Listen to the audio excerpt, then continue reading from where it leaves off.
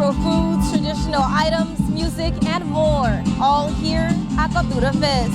A community celebration of Hispanic language, customs, and pride. That's what Ramon Sanchez, president of the Delta Zeta Tau Alumni Foundation, says Cultura Fest is all about. So we are out here to celebrate our roots, to celebrar a nuestras raíces, which that's the same meaning, right? So we are here to celebrate Hispanic Heritage Month. He adds that in addition to the festivities that come with celebrating Hispanic Heritage Month, the mission of the organization is to empower the Latinx community to continue working towards higher educational goals and increase the percentage of degree attainment within Kern County. Our ultimate goal is Hispanic excellence, and Latino excellence, and multicultural excellence. For us, it's being able to go ahead and graduate members from CSCB, and that's our only goal, to be able to go ahead and get people out from CSCB into the real world and give back to our community. And with that vision in mind, the organization works to help students at CSUB. Sanchez says proceeds from the Cultura Fest go directly towards providing them with scholarships. We want to be able to go ahead and provide that professional growth. It's a small step, but we'll be able to go ahead and help them go forward. We want to be that support to support them. And if you'd like to make a donation to help provide students with scholarships here in Kern, you can visit their website at deltazetatau.org. In Bakersfield, I'm Brianna Polk, 23 ABC News, connecting you.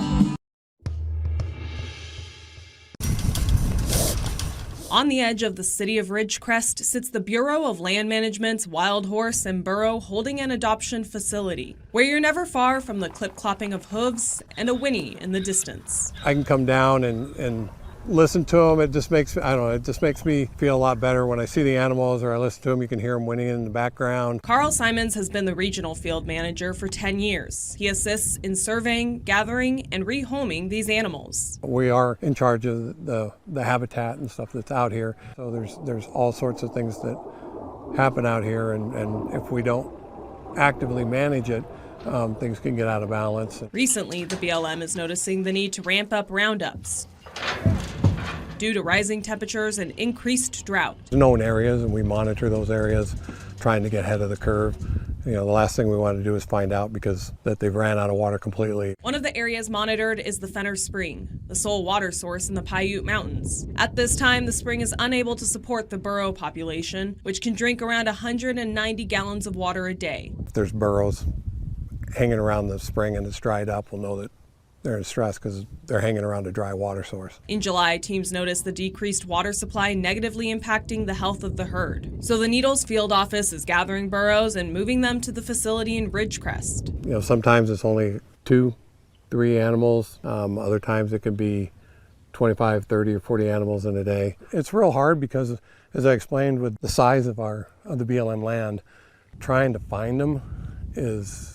Every single one of them is really hard. We try to do what we can. There's ones that they blend in, they live out there. In total, the program is looking to remove up to 60 burros. They're gathered using water and bait traps to lure them into corrals.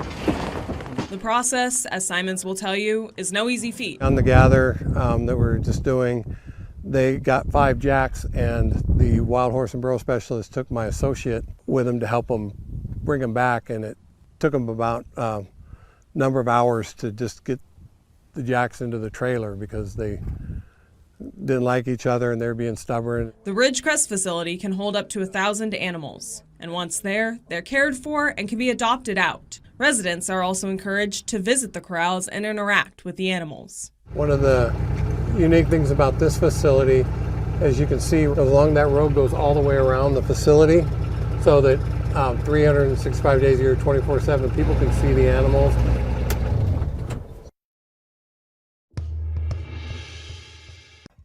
The nation's second largest school district to start carrying a medication to reverse opioid overdoses in a terrifying sign of the times after 7 teens overdosed, one of them dying on campus. Over the past few weeks, our system has been deeply impacted by the injury to some students and the death of at least one student as a result of an unacceptable level of availability of narcotics, of opioids in our community.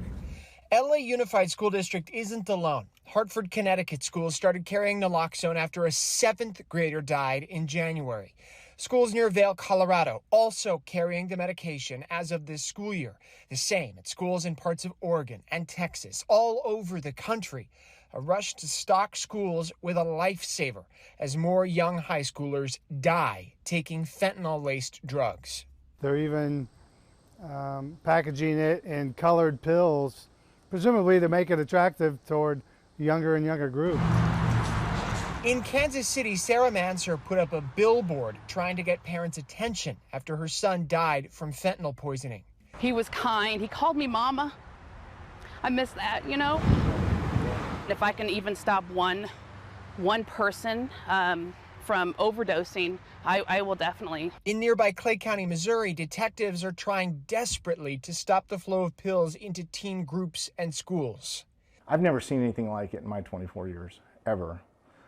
So that's the hard part, and I hate to say it, but it's almost triage. That's the way we're dealing with it right now. The DEA trying to raise awareness among parents, among kids, about dealers hawking pills on social media. What might just seem like illegal painkillers, but is laced with fentanyl, a synthetic opioid 80 to 100 times more powerful than morphine. Your kid could be on social media in their bedroom where you think they're safe, ordering an illicit pill that's ultimately going to lead to their to an overdose and to them being killed. In schools, the education is paying off. We would have lost one of our students. At a school near Kansas City, a nurse treated a student's overdose only because a teacher knew what to look for. You hear about these things, you just don't think they'll happen in your school. Proof that education works. It's just a matter of stopping the drug's flow, something taxing law enforcement at the southern border. We're finding packages floating in gas tanks and in drive shafts. We're getting people carrying strapped to their body, even inside human body. And frustrating law enforcement from California to Florida. What they are doing is dealing death to our community. And everywhere in between. Coming down hard on the country's kids, the country's students, who should be getting textbooks, not overdose treatments.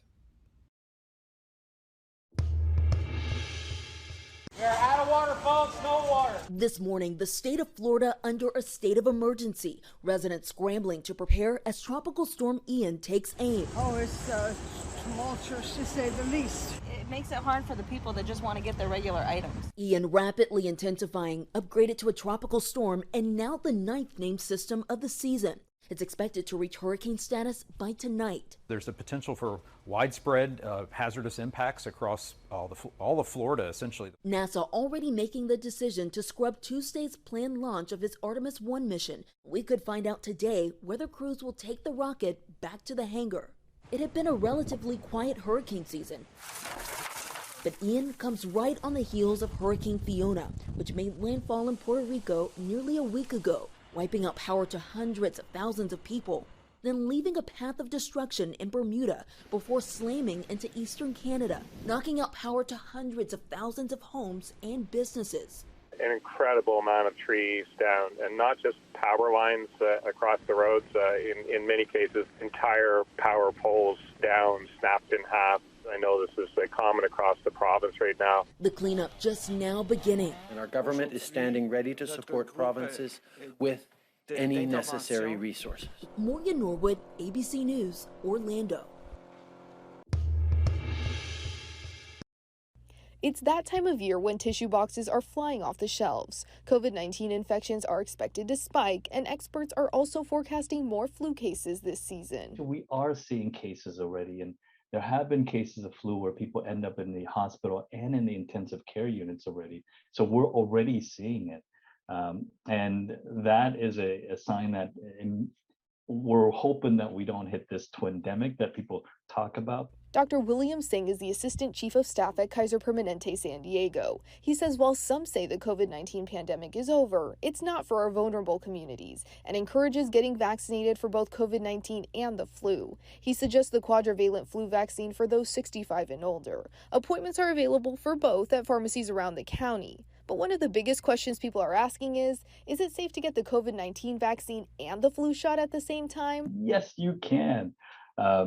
we've looked at the studies. It is safe to get at the same time. He says that the side effects of getting both vaccines at the same time are nothing more than the typical aches and fevers that mean the body is doing its job. It's getting your body ready to fight off any of the infections, either from COVID or from the flu. And you're building basically heat-seeking missiles to, as soon as they show up, target that area and destroy that virus. Dr. Singh says while we know there is still a possibility of getting sick after getting vaccinated, it still prevents death. These two are powerful tools that we have to prevent you from dying unnecessarily. Sierra Encinas, ABC 10 News.